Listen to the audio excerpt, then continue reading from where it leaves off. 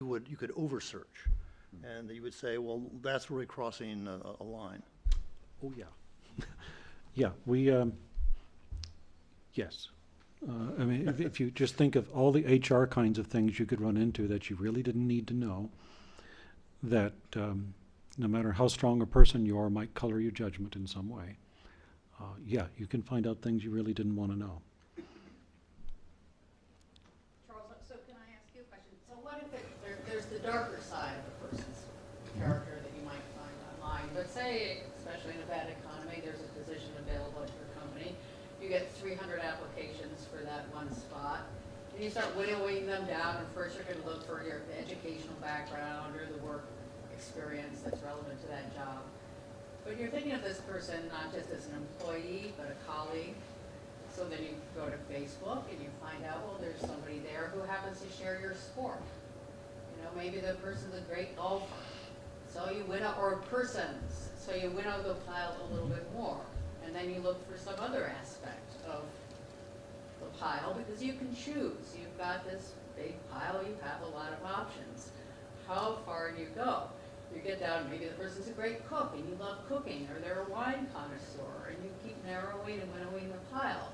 And then maybe there's a point where you cross the line there. Is that something that people haven't done in the past? Well, if you find out that someone happens to be active in your political party and you're a political activist, does that make them more attractive? It's very difficult, but you run into that even before you get deep.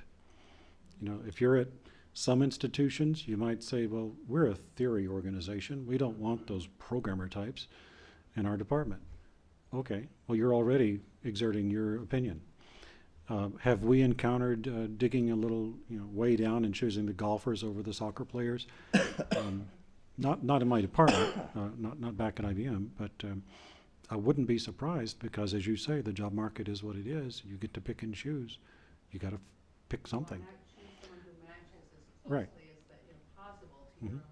Well, I mean, there was one example. Or your values, because you go with discrimination on the other side, and say, when you start discriminating based on political party, religion, and so. Well, but isn't that really just an issue of that data being more easily available?